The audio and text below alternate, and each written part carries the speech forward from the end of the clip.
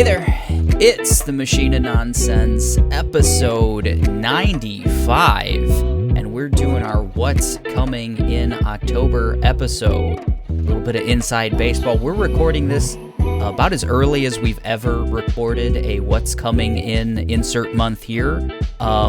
So if anything cool gets announced in like the last week of September or something, and we don't mention it on this podcast, I don't know, fuck off. I'm your host, Eric, joined as always by Kayla. Hey. And joined as always on the What's Coming Up in Insert Month, Mike. Yeah, I think I missed one of these. I think I missed one, but hello, yes. Yes. Mike is the champ of the What's Coming Up in Insert Month episodes, which I'm going to just start using that terminology from now on. So October looks to be an interesting month. Spooky season is upon us. It's already upon us. They're already releasing some interesting spooky stuff. Dahmer is out there in the world on Netflix, right, Kayla? Is that what we saw? Yes. Yeah. Let's get Pinocchio. to what... Yeah, Pinocchio, terrifying, as always. A lot of spooks already out Barbarian. and about. Barbarian, yeah. They're not following my rule of everything spooky, everything scary should just come out in October. Nothing else should come out. I hate his rule.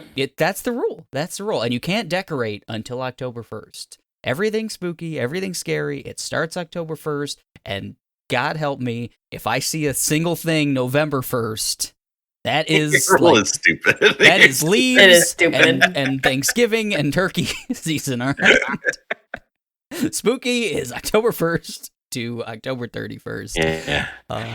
November 1st, get that bird in the oven. Do it. Put it on 97 degrees. Just let it slow ride until Thanksgiving. I've seen several Bob's Burgers Thanksgiving episodes, and all of them, he tries to cook the bird on that day, and he fails every time. So, maybe he's doing it wrong, Maybe.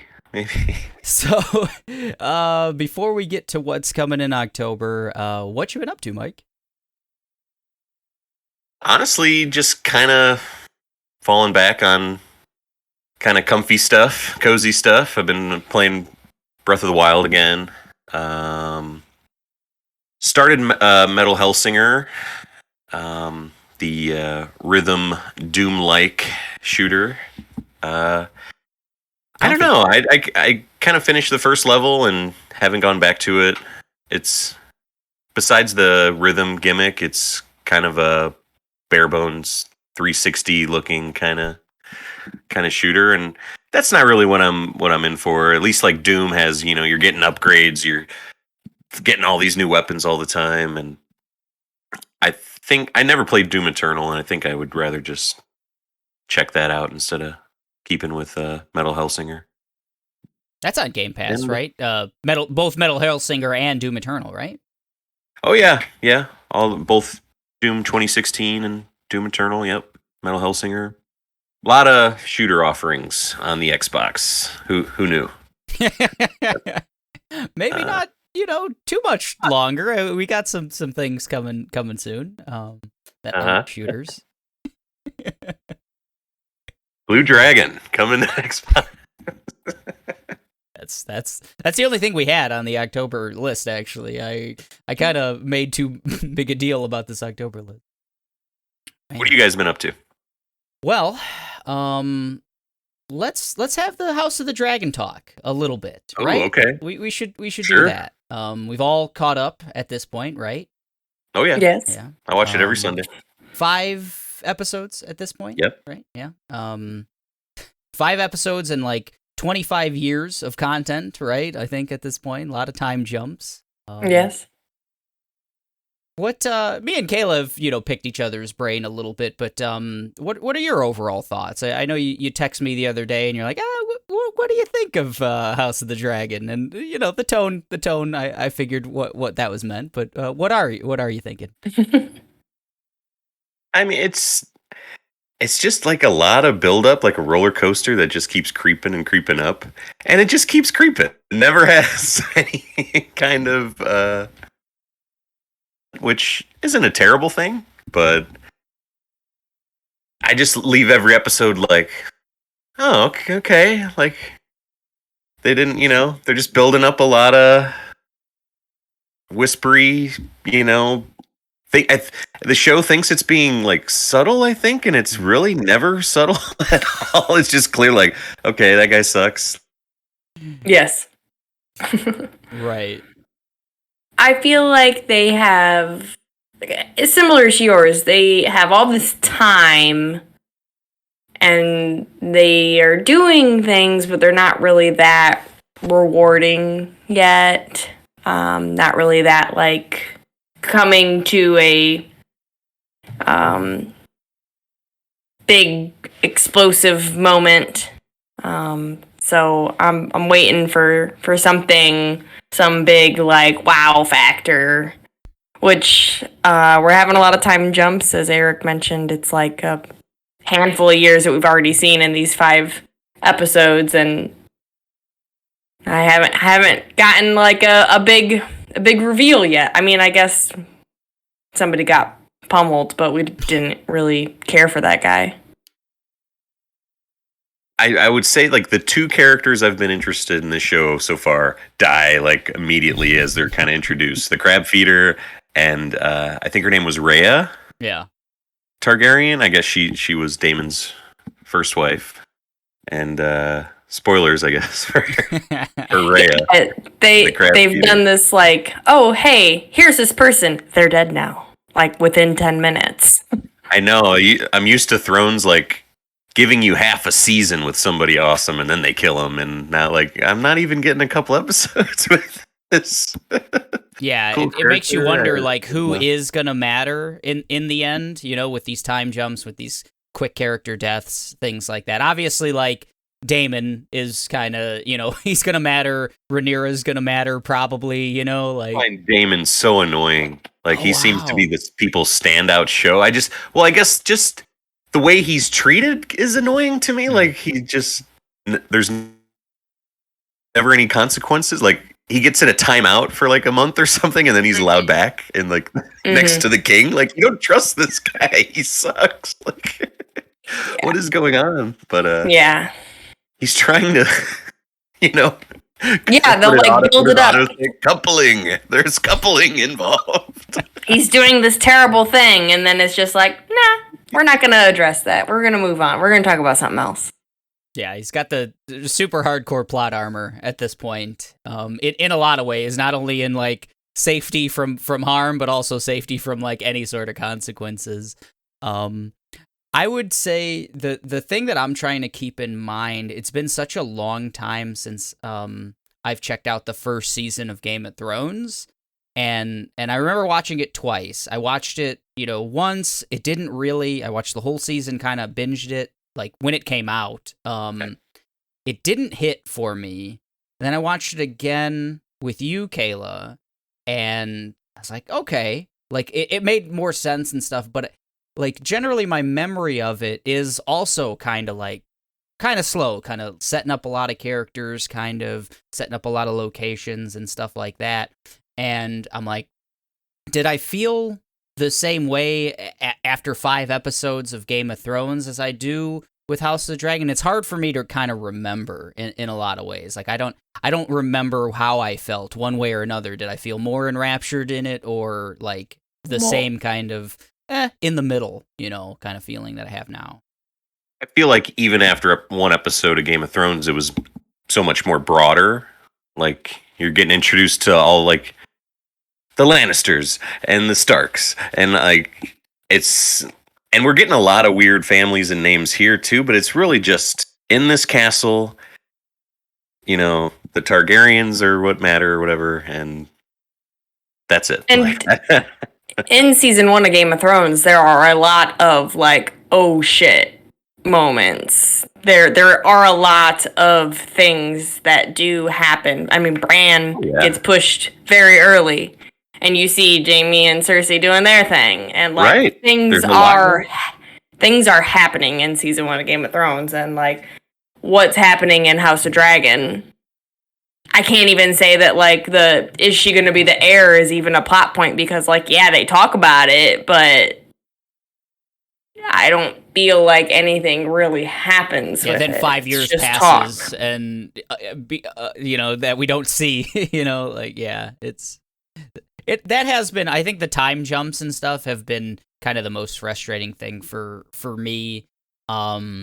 Just because like they want you to just kind of understand that like, oh yeah, a lot of things have happened in the last 5 years or however many years have passed, but like they're really not examining them in any way, shape, or form. It's just like, okay, that 5 years. They always like kind of say like, oh, these last 5 years have been something, huh? So you like know.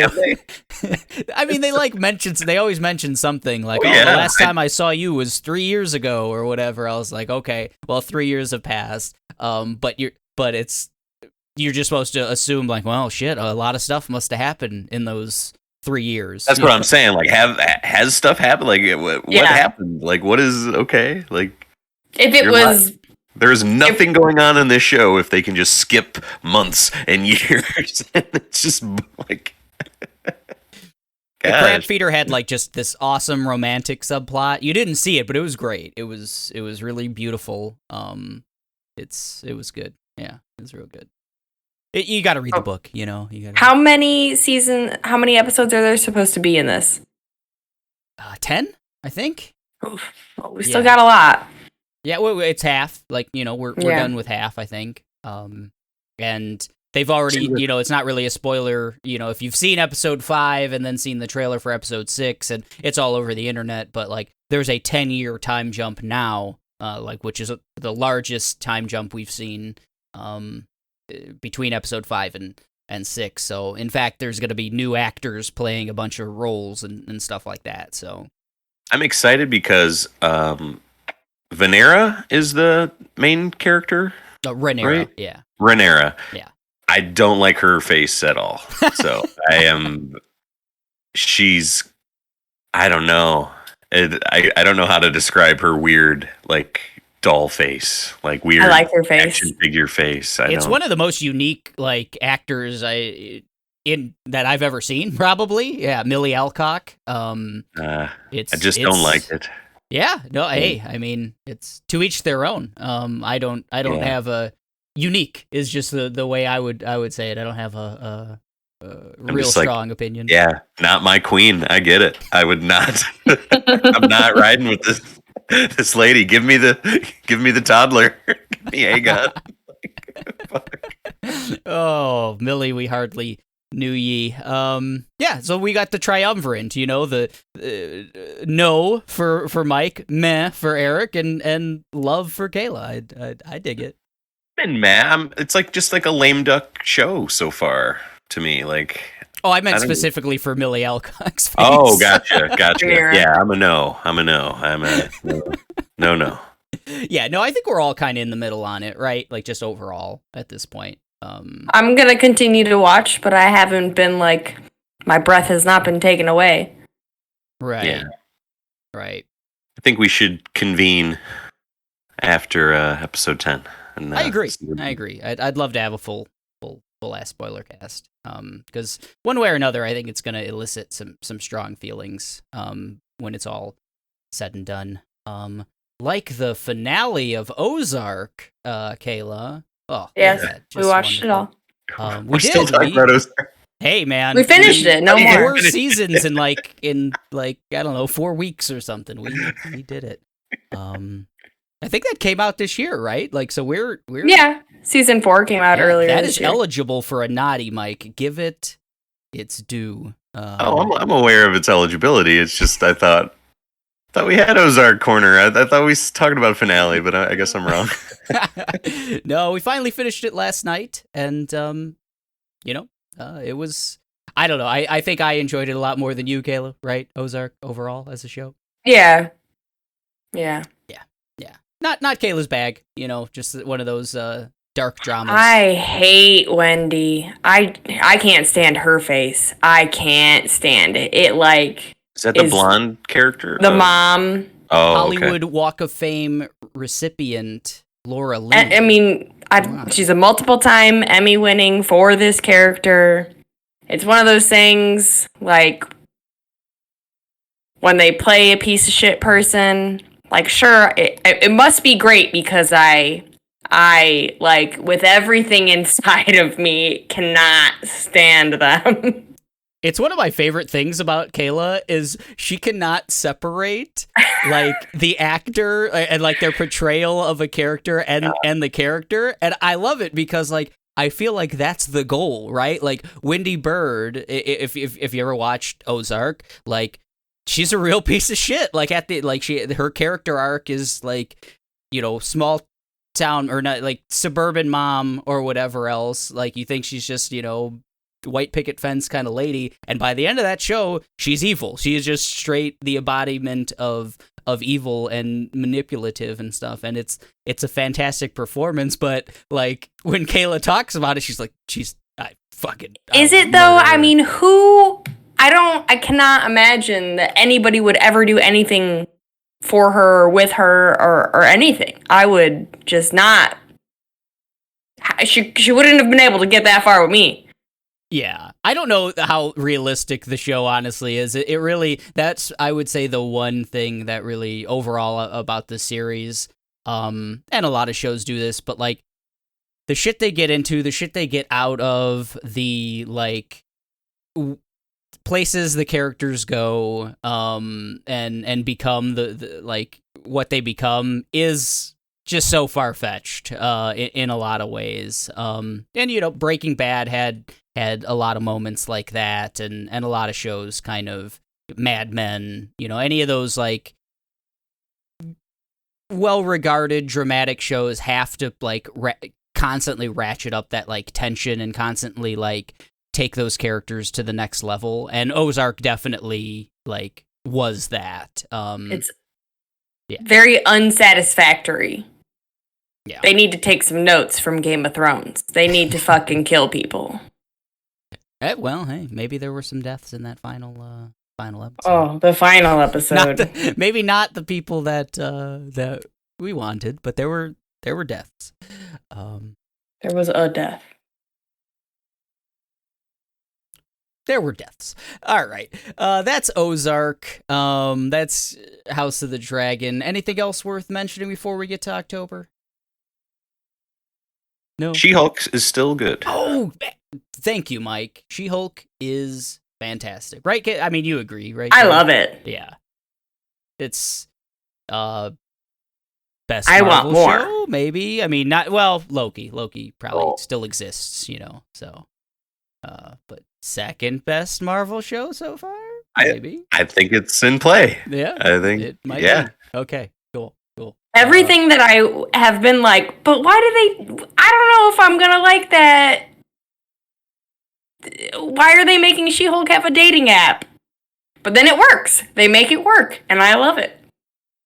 Yeah, like plot-wise, exactly. Yeah. Like it's not just like, let's sex up this superhero. It Right. makes perfect like plot like sense and world sense and everything else. Yeah, definitely. Yeah, She-Hulk. We'll have to have a conversation on that too. I think when it's all said and done, because it's shaping up to be great season of television. House of the Hulk. Let's do it. Both back to back. Spoiler casts. I like it. We'll do that. House of the Hulk. Hoth, I think, is what that would be, right? House of the Hulk. Yeah. Hoth. The Hoth cast. Yep. People think they're coming for Star Wars, but they will be sadly mistaken.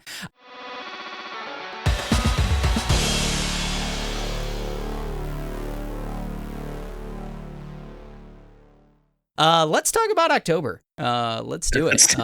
Spooky season kicking off with some spooky content. We're getting Interview with the Vampire coming to AMC on October 2nd. This is a kind of a retelling of the 1994 movie, I think, 1995, something like that. And obviously the book from, I think, 1975 by Anne Rice. Agatha Christie. Yes, yeah, Agatha Christie, right? She just put her name on it and it's probably right, like at least half the time. But yeah, no, let's give Anne Rice some credit. Interview with the Vampire. They're doing some interesting things.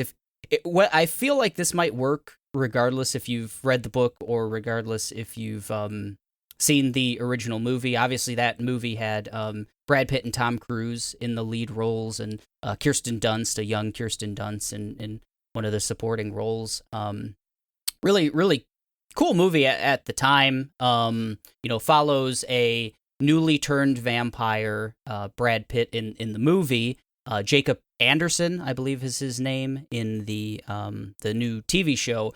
He played Grey Worm in Game of Thrones. And I'm not familiar with the actor who plays Lestat, one of Anne Rice's most famous characters, played by Tom Cruise in the movie. But there's an interesting kind of twist to how they're doing these characters.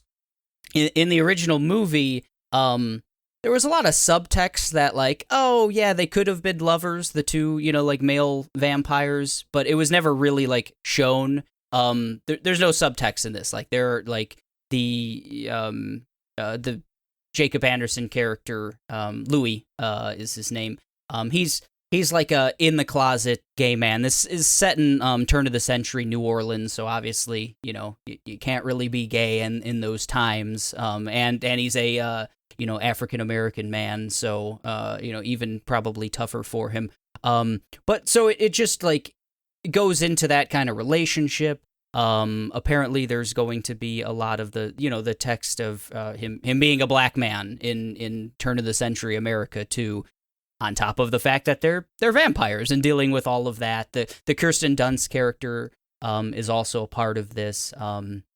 There's a familial aspect to that, and obviously just with the overarching story of these are vampires in turn of the century New Orleans. The trailers are really cool. I like the kind of themes that they're going off of. Kayla, I know we had the conversation. You've never seen the original movie, right?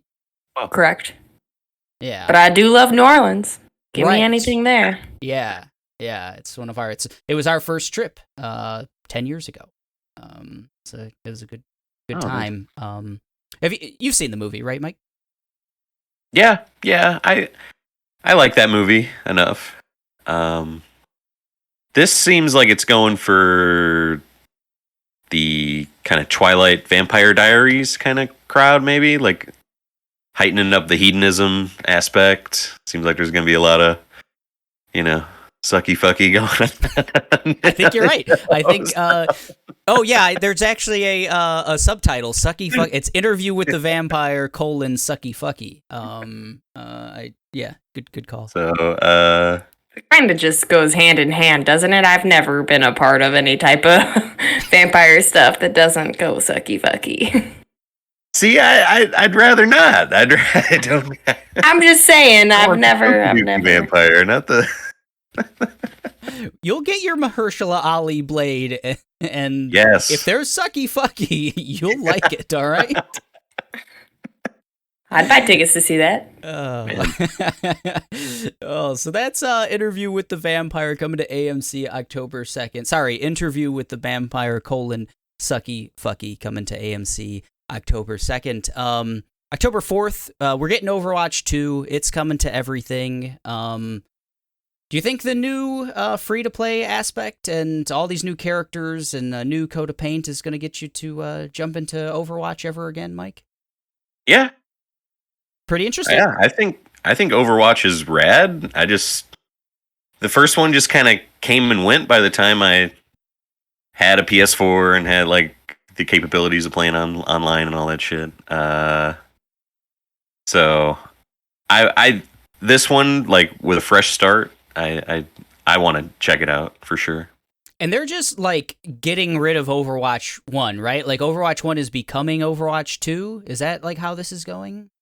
I'm so confused with all of that. I know new characters, you're gonna have to get them through the battle pass, which I'm fine with that. Apex, you kind of had to buy; they were premium every season, So, I don't know. I'm interested to see what the single player aspect is.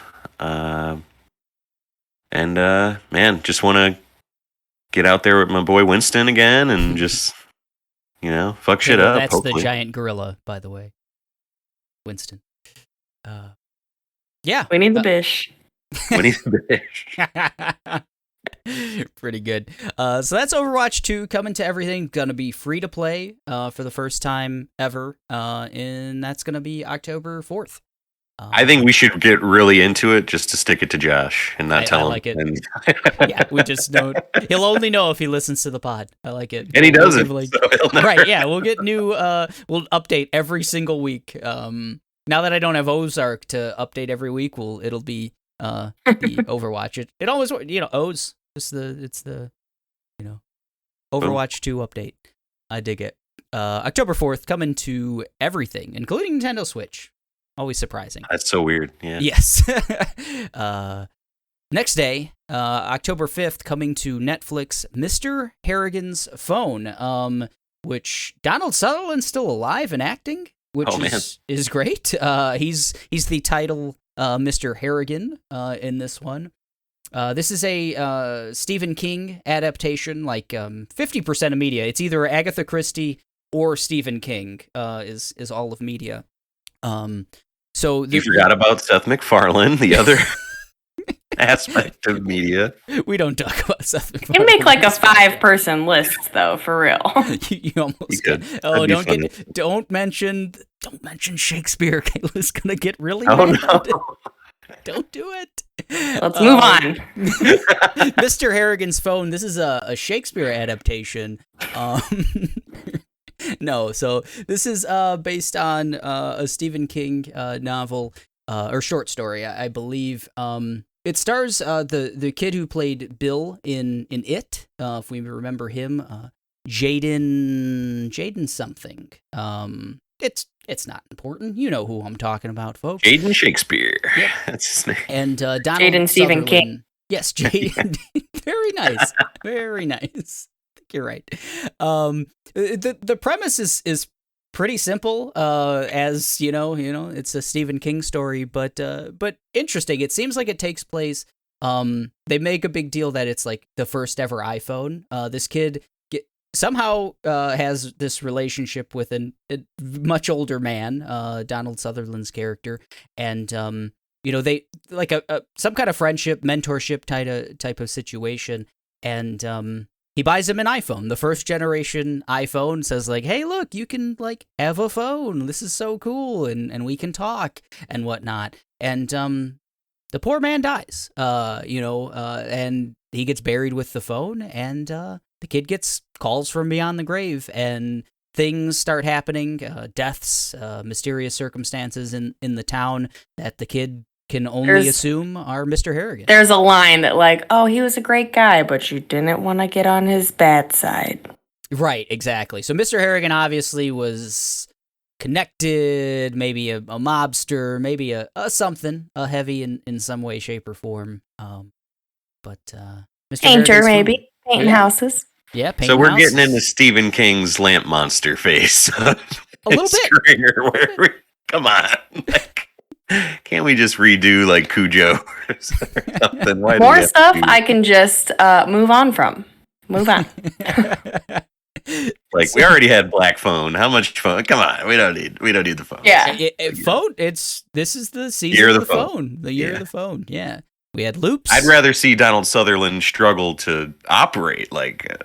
It seems like that's a subplot. I think. Oh man, this maybe. All right, I'm in. I want to see Donald Sutherland fumble with a touchscreen. Mr. Harrigan's Phone coming to Netflix October 5th.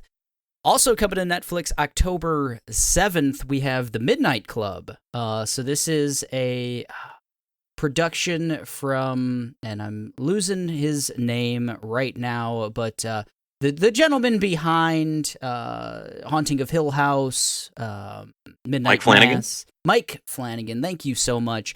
It's his take on Are You Afraid of the Dark, essentially, with a cast of young adults who are all terminal patients taken to like a hospice at this creepy gothic mansion, essentially. Somehow someone's opened up a hospice for, terminal patients, kids mostly, or like young adults. They seem to all be like teens, maybe.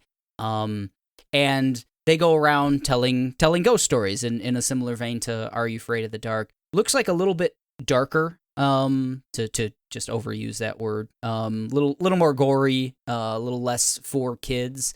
But with a real twinge of, it seems to be set in like either the late 90s, super early aughts, because there's some scenes of them like looking up some information on like a Mac from about 2000. So it seems to be like, turn of the century, turn of this last century time frame, which could lead to some interesting things. Lack of technology, lack of cell phones, is always like can help. So this is an anti-phone show for you, Mike, so oh yeah. Get ready. I think this looks super cool. The trailer's out there. It's pretty in depth. It's set up like an anthology where each of the kids is kind of telling a tale of fright, but also those stories seem to be affecting them in some way. In it's also following them in the real world, dealing with their illnesses and this creepy mansion that they're in for whatever reason. And so it's a little bit of two worlds kind of situation. Midnight Club, and Mike Flanagan hasn't missed yet, so that's what I'm interested in. He hasn't missed so much that I remember his name every single time. Right. Every single time. What are you thinking about this one, Mike? When I first saw this in the show notes, I literally thought it was a video game adaptation that I just missed. I thought it was Need for Speed, Rockstar's Midnight Club Dub Edition, the show.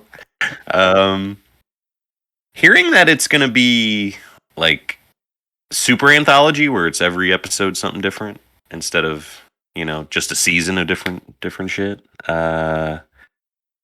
has me kind of less excited about it. It's got some returning actors from the Flanagan verse, which I like that. But what is this rated is what I was actually looking, because I was wondering if the kids would be able to watch it, but probably not with it being Flanagan. It's a little spooky.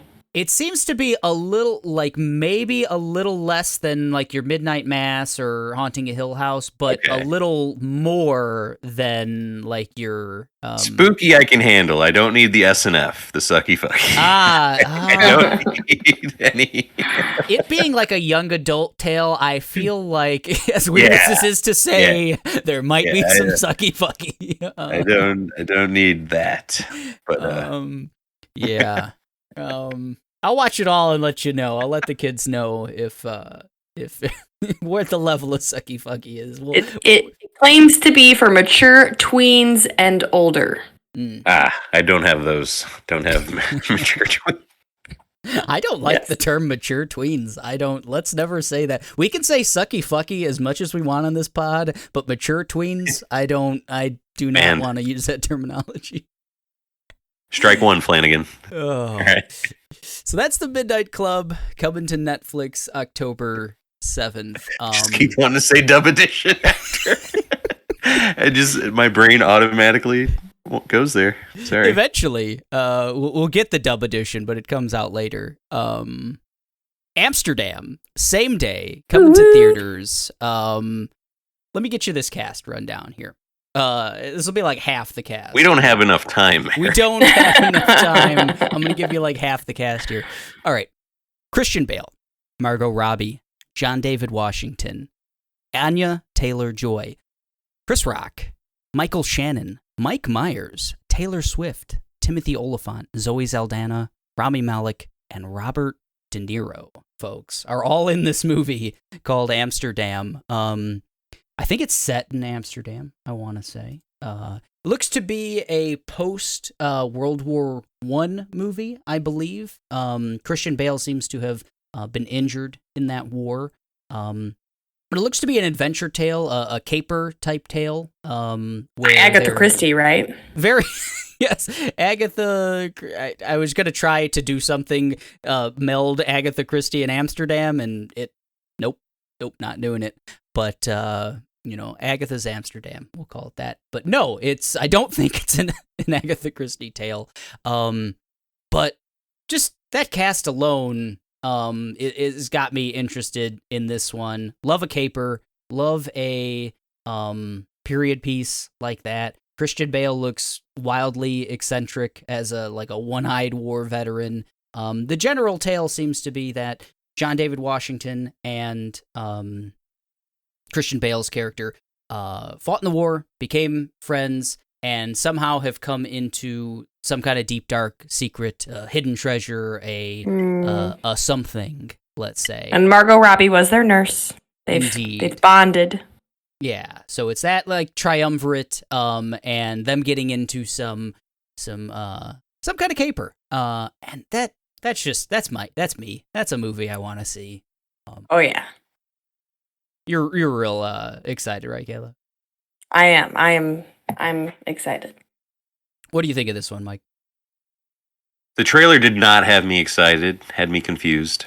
That's a good trailer. That's what I want. I don't want to know the ending by the trailer. But this one was just like a head scratching. Like, what are we doing? For me, I don't know what this is. It had to show 30 characters. Right. There was just a lot of people in flapper costumes. I remember something like, okay, all right, this is Christian Bale's got a weird eye thing going on. All right. But you had me at Oliphant. I didn't in the trailer. I don't remember hearing about Oliphant. I'll tell you why you don't remember. Yeah, watch the trailer. He's shown for 3 seconds, and they show this is Timothy Oliphant, but you're not going to recognize long. him. It's terrifying. He looks weird. They show him more than once, I believe, at least in the trailers I've seen. I mean, imagine he was also in the war and took some shrapnel to the face, and then you have Timothy Oliphant. Yes, It seems like he's doing a Joker thing, love an Oliphant, big Oliphant guy. It's Overwatch, Ozark, and Oliphant are really the three O's of my life. So, hey, Margot Robbie, what I need. She's got an O in her name. She's got 2 O's. Wow, man, look at that. So that's Amsterdam. It's coming to theaters. It's October 7th. Finally on October 7th, coming to Hulu. The Masters of Horror, I think now, after Prey. I'm just gonna even Prey's not really a horror, more of an action movie, but there's some spookies. Hellraiser coming to Hulu on October 7th. Full disclosure, I've never seen any of the 13 Hellraiser movies. But Really? Clive Barker, I've always liked the concept of Hellraiser. I've always thought seeing the VHS tapes and stuff were always man, these are cool. At way back in the day at the Blockbuster, But never watched it as much as I've always enjoyed horror and stuff like that. But this looks cool. This looks really cool. It might be the way to break into the franchise.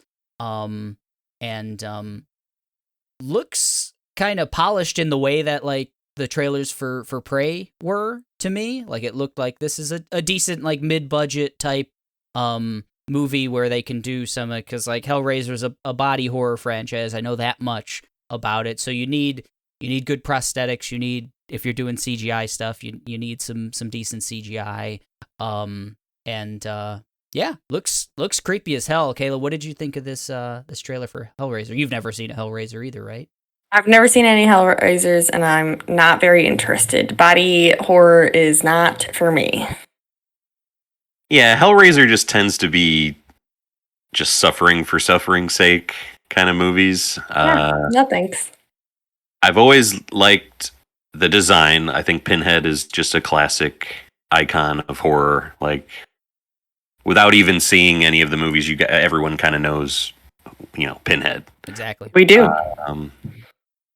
But I don't know. The Cenobites look good. The movie it looks like it has the budget, like Eric said. I don't know. I like the idea of the puzzle box kind of thing. I like all the trappings and stuff, but these movies always just tend to be a lot of just pain and hell, and Pinhead just giving these monologues about suffering and stuff. And But now it's a lady Pinhead, Mike. yeah. I'm interested to see how that works. And it's on Hulu, so it's not like there's a huge buy-in. So I'm down to check it out. You better be. All right. Mike doesn't hate women. Hellraiser, Hulu, October 7th. Don't.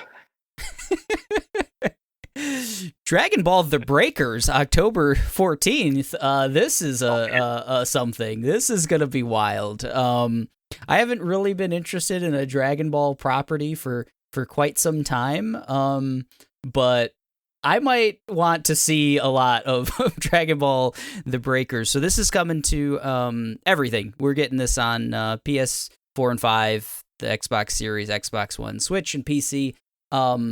This is one of those, I think, 4v1, maybe 5v1 type of games where there's a big bad and they're chasing the other characters. You know, you have to survive, and you're Friday the 13th and all of that. Dead by Daylight. The game. Yeah, exactly. Yeah. But set in the Dragon Ball universe and set using the ultimate big bads of the Dragon Ball world, your Cells, your Friezas, versus the side characters from the Dragon Ball universe, your Bulmas, your Oolongs, right? Is that the little pig guy? Yeah. Yep. Yeah. Like it looks wild. It looks madcap. It looks like they're really playing into the fun technology of the Dragon Ball universe that's like used kind of sparingly in, well, Dragon Ball Z mostly used pretty sparingly, but like your Capsule Corp stuff, if you're familiar, your spaceships that come out of a capsule, and things of that nature. It looks like it really plays into that. You could, manifest vehicles, and things of that nature. Manifest a rocket launcher to shoot Cell in the face. Just a wild concept. I think just alone taking that that jump, that leap to have that concept, that's enough to have me interested. What did you think, Kayla? I'll ask you first, then we'll go on to Mike. What did you think of this? I know you have no connection to the Dragon Ball universe at this point. It looks like this is gonna be something that kids will just eat up. Oh, you think it could be a hit? Yeah? I think kids will. I don't think... I mean, if kids latch onto it, then it's a hit. I think it's free to play. I think. That makes it even more, at least that maybe they would check it out. For sure. Yeah, I'm not going to check it out. And stuff, I don't know what's going on. Yeah, a lot of those games like it, you've mentioned, like Dead by Daylight and games like that have kind of taken on just a huge cult following based on... They're good streaming YouTubers. games. Exactly. Yeah. Yeah. There's always tension and laughter and fun. There's always fun, like getting caught or, the thrill of success with those is good viewership with that. What do you think of this? You're an even bigger Dragon Ball fan than I am, Mike. I think it's fun. It'll all come down to how well it feels to kind of run around and hide in that world, I think. Because usually you're playing as one of the Z Fighter. You're one of the people that can fly and punch and shoot lasers and everything. And they've never really nailed that feeling ever in these games. Maybe in Dragon Ball FighterZ, the newest fighting game, for maybe the most. But I don't know. I have a curiosity as well, but I don't know if I'm going to download it. I've bounced off of so many of the really good free to play stuff like Rumbleverse and Multiverses so far already. I doubt this one would be any different. Just give it a shot and be able to say I played it. Yeah, and we're probably not going to have any time once we get really deep into Grounded, like we promised. So yes, yeah. So you're right. Yeah. Dragon Ball The Breakers, big disappointment, October 14th, coming to everything. Unsolved Mysteries, Volume 3, coming to Netflix October 18th, and that is literally all we know, folks. There's really very limited information. Kayla and I don't want to speak for you, Kayla, but I thoroughly enjoyed the first 2 volumes of the reboot of Unsolved Mysteries. I used to love the show as a kid, the original run, and then really liked the reboot on Netflix. You at least tolerated the first 2 volumes. What did you think, Kayla? I like them. I'm usually not a big fan of like crime things, are not for me. But they were good. I liked them. Yeah. I don't remember ever getting your pulse on like the original Unsolved Mysteries, Mike. Did you dig the original? Just a lot of that growing up on basic cable, and man, who's the host? Something Wagner, Richard Wagner, Stack? Robert Wagner. Wagner. Robert Wagner was an actor, and I think Robert Stack was the guy from Unsolved Mysteries. I think you're right. Well, that guy was just that voice and his like what he had going on hosting that thing kind of made it all work for me, I think, as a kid. But I've wiped my hands with the Unsolved Mysteries. If you have any updates on where this trailer is, folks, contact Unsolved Nonsense. We'll get to the bottom of this. I gotta go on Gmail and find out about this thing and get the Unsolved Nonsense at gmail.com. I'm gonna go get that. I want people to email that immediately. So yeah, I'm excited. Volume 3 coming to Netflix October 18th of Unsolved Mysteries. Robert Stack was the guy's name. Thank you. Robert Wagner Stack. Yep, that was his middle name. Also, October 18th. This might be the thing I'm most excited for this month of October. Plague Tale Requiem, coming to Xbox Series, PlayStation 5, Switch, and PC. I don't know how Switch is doing it once again, but hey, it's coming to Switch. And also coming to Game Pass, which is what makes it even that much better. This is the follow-up, the sequel to Plague Tale Innocence. I think it was a sleeper kind of hit for a while, but I think it's fully become just like the conversation around it is just like, that's a good game. Like people, more people I think played Plague Tale Innocence. It came to Game Pass and stuff like that. And I think like now it's just a full on like, that was a good game, did pretty well financially, critically, etc. And this is the sequel to it, a real expansion of the franchise. And in the first game, it was very much like a stealth kind of puzzly kind of environment. If you're not familiar at all with it, it takes place during the Middle Ages. You're a young girl and young boy kind of trying to escape capture, all while a giant plague of rats is constantly everywhere at all times. And it acts very much like a zombie swarm in a zombie game or something, where like you can constantly be eaten by these swarms of rats and you have to figure out ways to get around them.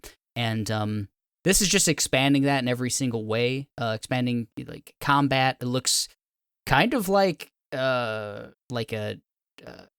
Last of Us 2 in the Middle Ages in a lot of ways. And I'm just super stoked for this one. Did you play Innocence, Mike? I played a little bit. I didn't even really get to floods of rats or anything like that in that game. I always meant to get back to that one. Never did. But yeah, I agree. It kind of has like an older Assassin's Creed kind of vibe to it. The new trailers and stuff. They're not even really leaning on the rat stuff that much for this new one. It seems they really want to put the other trappings, like the stealth and the combat. Yeah, her combat. Mm-hmm. Yeah, seems like you'll be her majority of the time. It's a lot of side characters. Yeah, it looks like they're really expanding it. So it must have been a success for them to get bigger budget and bigger everything.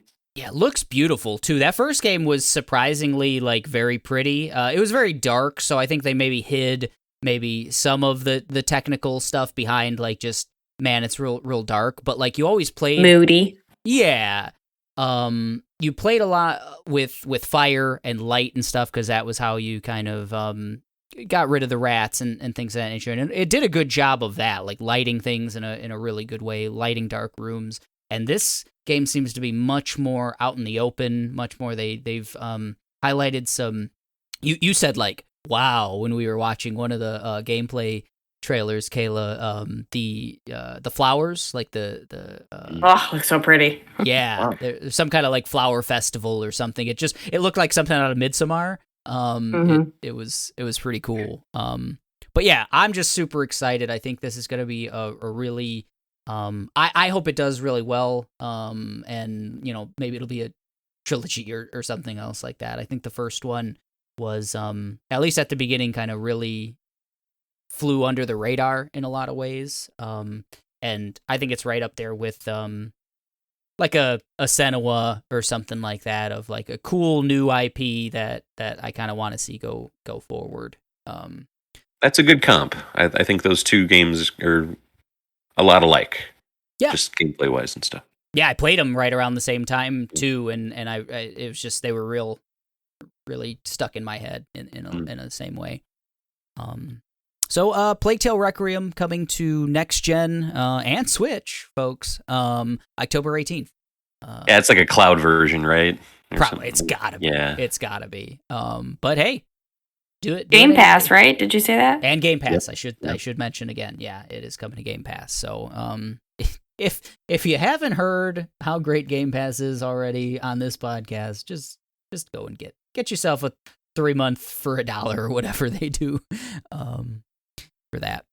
October 20th, Mike, Mario and Rabbids Sparks of Oh, yeah. Hope coming to the Switch. What's the hype? Yes. 10. I'm super stoked. A lot of previews have been coming through.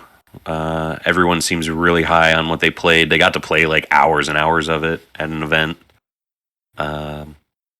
And yeah, all the improvements just in making the worlds were very linear in the first game, and these seem like more open zones that you get to explore.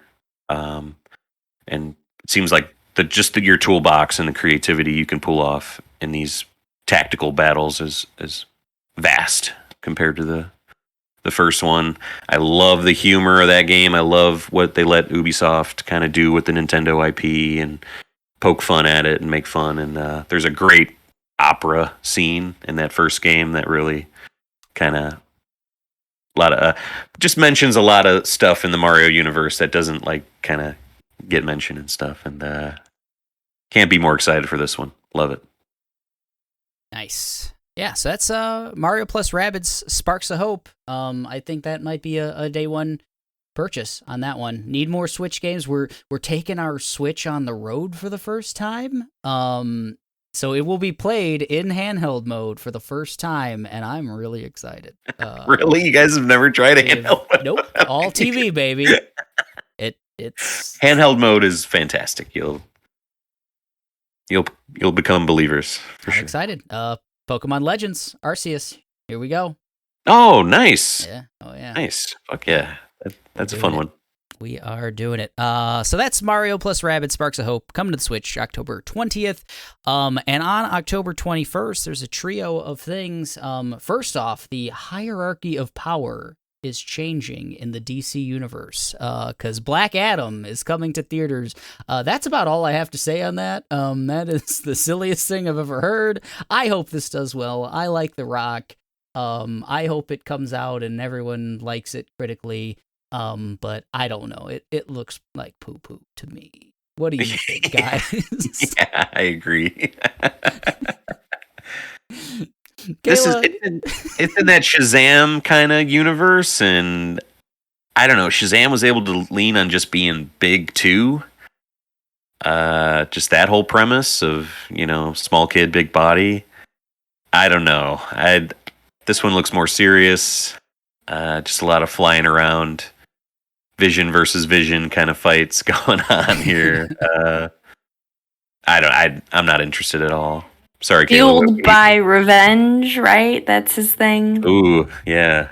Yeah. Yeah, he's like some kind of Egyptian god or something, and I think maybe his son died. A Samoan god.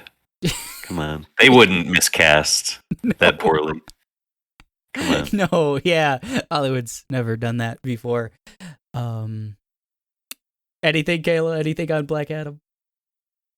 Not much. No, I'm not against watching it. Like, if it was on, like, one day while I was, like, cleaning the house, I would catch it. But probably not one I want to, like, sit down and focus on. Yeah. I think the ceiling on it, Mike, you mentioned Shazam. I really liked that movie, and obviously it was going for a different thing. You said it was, like, superhero big.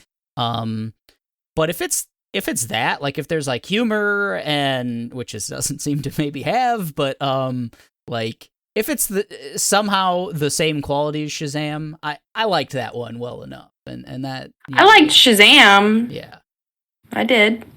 Yeah, so let's hope for a Shazam, for Black Adam. Yeah, we'll go with that. Black Adam coming to theaters October 21st. Also the 21st. Let's stick on DC, coming to PlayStation 5, Xbox Series, and PC. We're getting Gotham Knights. They pushed up the release date. They knew it was, I wanted it for my birthday. It's the day before. I think this looks pretty cool. I like that it is only coming out on next gen. So I think we're at that point. We're 2 years into the cycle at this point that, like, I want more games built just for next gen, to take advantage of that horsepower and things of that nature. If you haven't heard us talk about this before, this is a 4-player, I guess co-op, right? Like, I think this is there's some co-op aspects. Batman, I think I don't know that there is. Am I getting it confused with Suicide Squad again? I think so. I don't even know if they've announced that that's, like, I don't know. I could be 4 completely playable characters in the Batman Arkham universe, but it looks really cool. Looks really polished. I like the characters. You got Batgirl, Red Hood is the guy's name, right? Nightwing, and Robin. They all seem to play uniquely. Their costumes are really cool. And I like that kind of version of Batman, that universe. And I think it could really work. I think Gotham Knights at least looks like it could be really cool. You were really into Batgirl in this, right, Kayla? Yeah, I think it looks really fun, but I do not know any of the specifics of how you go about playing it. There is co-op. I was wrong. Eric was right. There's co-op. I looked it up. I'm not going to gloat, but I was right. No. It looks fun. Yeah, it is. It has been very confusing because actually, so we also are getting a Suicide Squad game at some point, which I think people are thinking is also potentially co-op. And I think I misspoke that this game is in the Arkhamverse because I think the Suicide Squad game is in the Arkhamverse, but this game is from Rocksteady, who worked on the Arkham games, right? Do I have that right? This is WB Montreal. Rocksteady is doing Suicide Squad. Okay. It's weird, yeah. It's a very weird thing. I'm sure I've confused all of you out there, but Gotham Knights is coming to next gen October 21st. And this is in the Arkham Origins verse, because I think they did Origins, which Rocksteady completely divorced from. They don't acknowledge that at all. So I really love that they did like a story trailer, like the Court of Owls stuff looked really cool. I just kind of I lean in the camp that I wish this was just a Batman game. I don't want to play as the other characters. It's just not going to be as interesting. Right.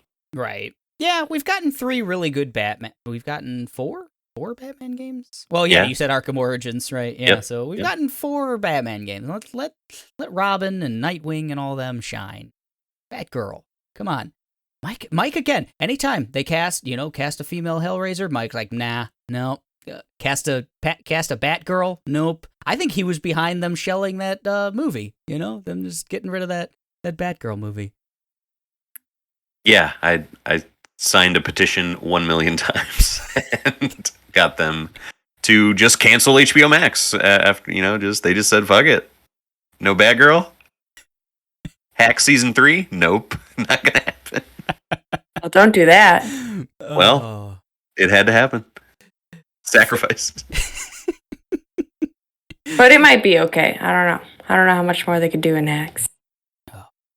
Oh, I want more. I want more for sure. But Gotham Knights, it's happening. Yep, the Hacks Gotham Knights crossover eventually. That'll be in the dub edition, I think. Oh, hell yeah. Wrapping up October 21st, we get Scorn coming to Game Pass, coming to just Xbox and PC and Game Pass. We watched a lengthy kind of, they called it a prologue this morning, Kayla, about 8 to 10 minutes. It's just as gross as, it's always been. One of the, speaking of like the body horror of like Hellraiser and things of that nature, this is leaning really heavy into like using your body to as a tool. It looks like you're going to be putting your hands into a lot of places you shouldn't, getting augmentations on your body in order to open a lot of up. creepy sounds. A lot of creepy sounds. It's all atmosphere. There was like a half a second of what looked to be maybe combat, looked to be maybe a weapon being used, but primarily just a lot of atmosphere, a lot of good like sound design, environmental design, creepy, wet, biomechanical stuff. I think it's the perfect October game. How you feeling about Scorn? Just about a month away, Mike. I'm gonna check it out. I've seen some there's gameplay of this popping up, and it looks cool. It looks less actiony. It seemed maybe more like I'm gonna capture the monster in this. I'm gonna lock him in a room or something like that. Which I could take or leave that kind of gameplay, but I'm eager just to see the environments and the art and the geekerness of it. Seemed all. real polished. Yeah, seemed real polished. They showed everything on the character, the player character, right, Kayla? Oh, all of it. Yes. Mm-hmm. Whoa. They gave us just a full rundown. Man. Yep. That's it. That's an inside joke. That's for no one. Scorn coming October 21st to Xbox Series and PC and Game Pass. I'm real excited. It just looked real gross, real wet and real gross, and just the game for me. Probably a great double with Crimes of the Future. I think so. Cronenberg movie. I think so. I might have that on the background, maybe in a loop as I play. There you go. Netflix, October 25th, Guillermo del Toro's Cabinet of Curiosities. Another anthology show. Everyone's loving anthologies. This one is going to be a little more heavy than Midnight Club, because it's each individual episode is a different director.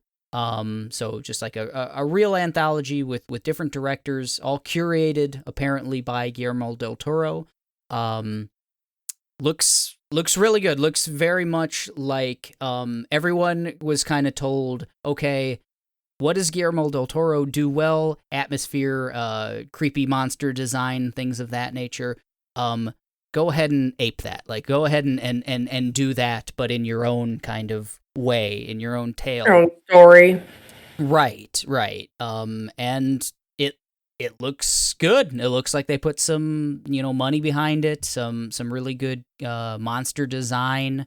A lot of creepy wet stuff, like a lot of Scorn-esque stuff. I'm a sucker for the Del Toro verse. I think I've seen most of his movies, at least, not all of his movies. But hey, man, I played Death Stranding, so I'm deep in the Toro verse.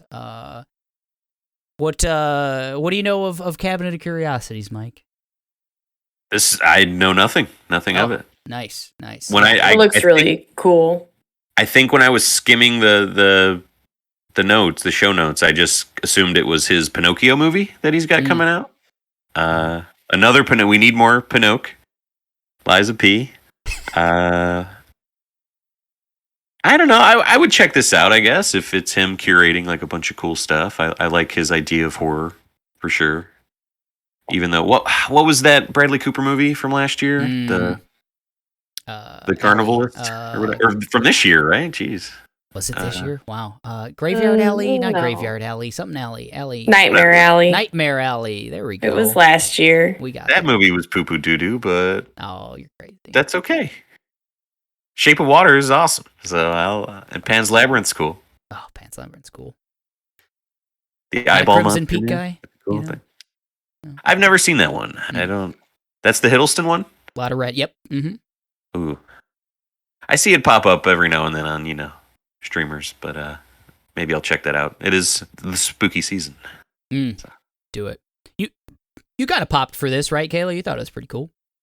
That's a weird. I don't like that phrase, but yeah, I think that the creatures look really cool. It seems like they're like got a budget behind it. Lots of like actual people in costumes and like practical stuff. Yeah, it looks interesting. Yeah, definitely.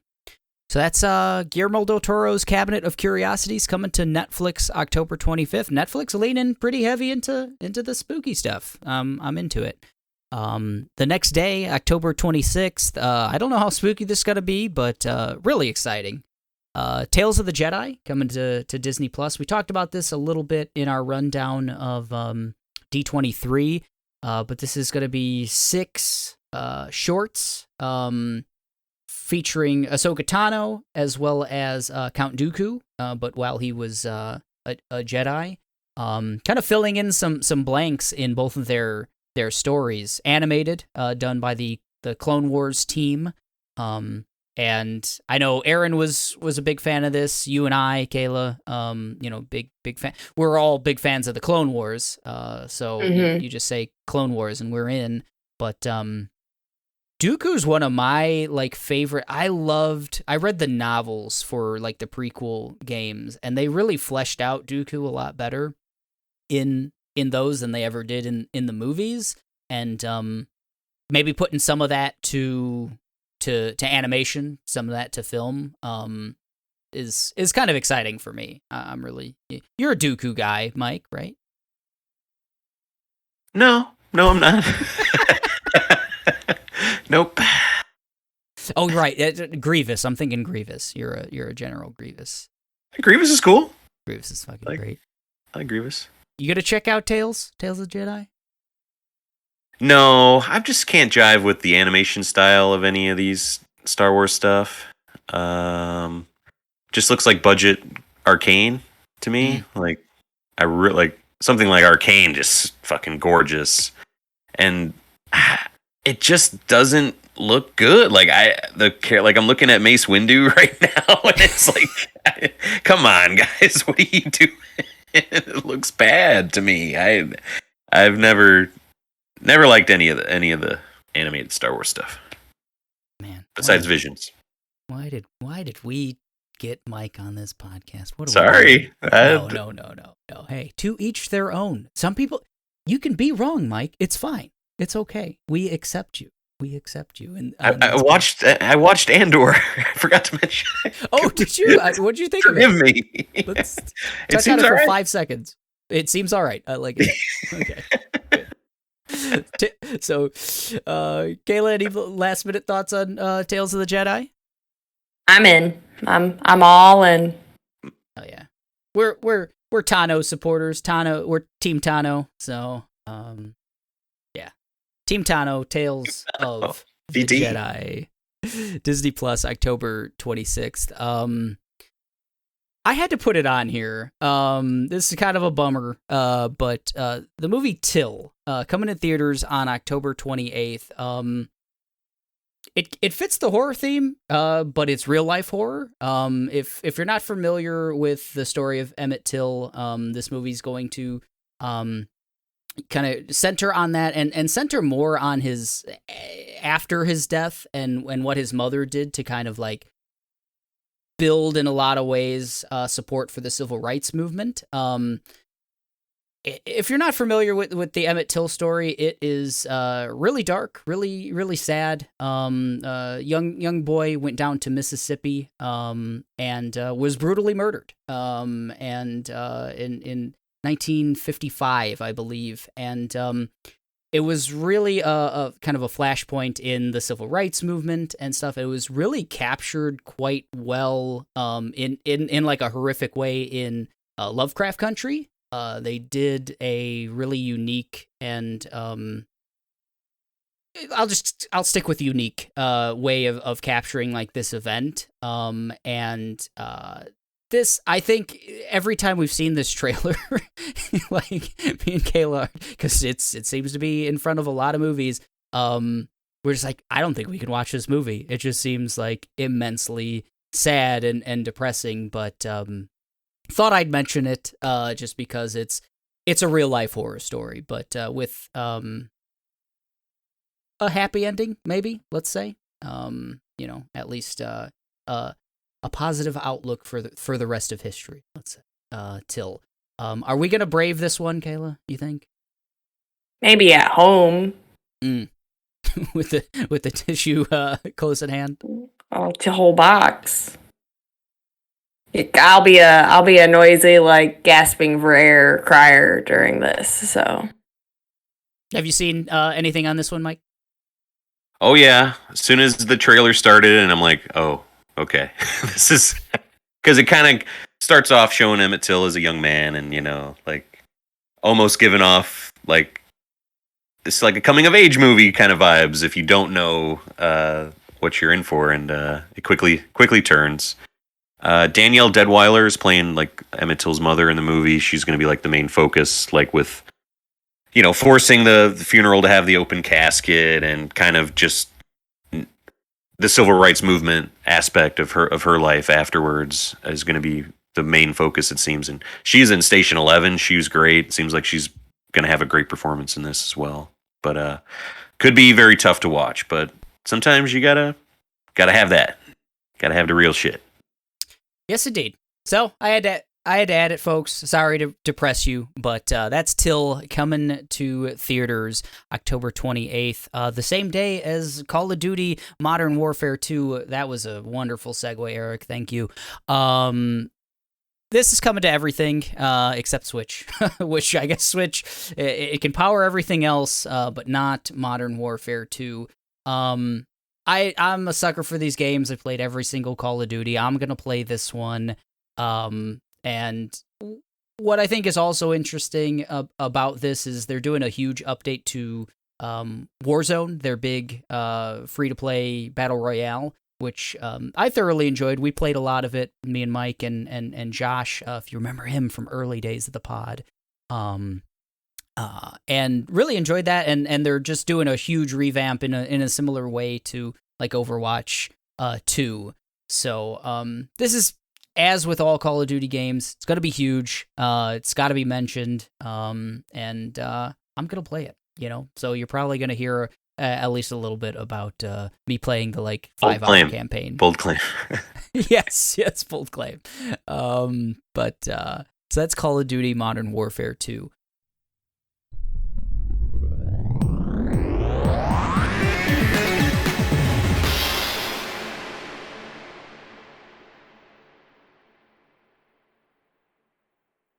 That's October for media, unless I guess if you don't consider us media, but I want to mention what's coming in October for us, for the Machine of Nonsense, for the podcast.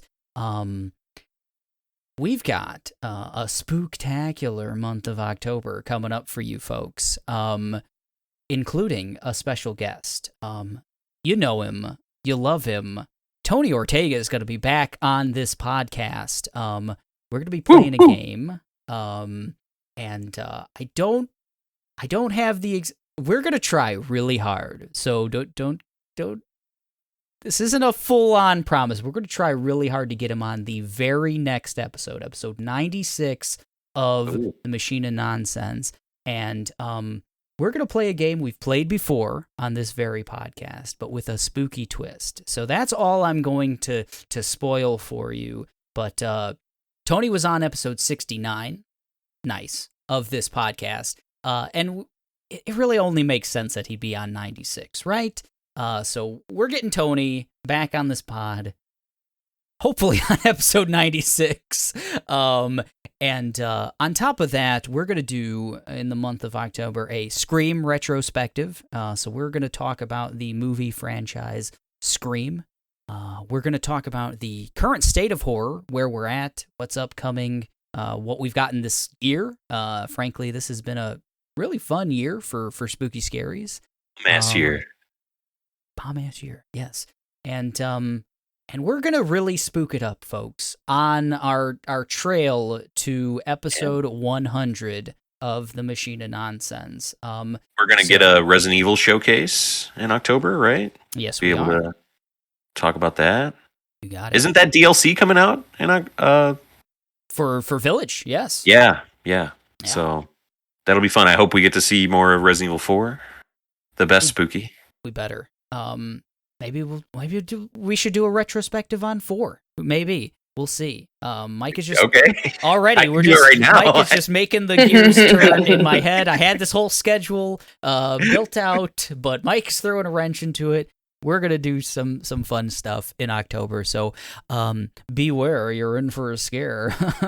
Come at me, R.L. Stein. I got you. R.L. Shakespeare. Yep.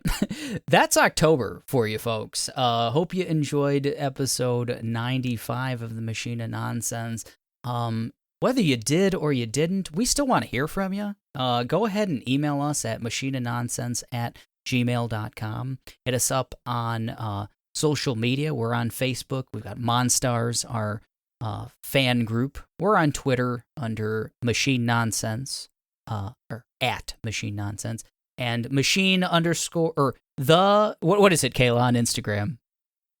Machine underscore of underscore nonsense underscore podcast. Ooh, I like it. That's on Instagram, folks. And of course, if you want to hear your voice on this very podcast, go ahead and go to anchor.fm/machine of nonsense. Hit that little voicemail button, and you can leave us a 1-minute voicemail, and we'll put it on a future episode of the pod. Because Tony's going to be our special guest, I have to mention he left us a nice email that says, we have thoroughly failed in mentioning Primal, a show he loves. He says 10 out of 10 goated show was his term. So we need to talk more Primal. I'd have to watch some of it first, but that's Genndy Tartakovsky, right? Is that the Tartakovsky or whatever? Yeah, whatever. You know, he's got a Samurai Jack guy and early Star Wars stuff too. The animated Star Wars stuff. Dexter's Lab, right? He's a little bit of that too. Yeah. So we like his stuff. We just haven't checked out Primal, but we need to on order of Tony. So I am gonna watch all of Primal. Boom. See, that's what we do for our fans, folks. We get them on the pod, we listen to them, and now, I don't know, you gotta also go check out Primal. That's it. That's episode 95. What's coming in October? I was your host, Eric, joined by Kayla and Mike. We are getting out of here, and we're saying goodbye. Welcome to Spooky Season.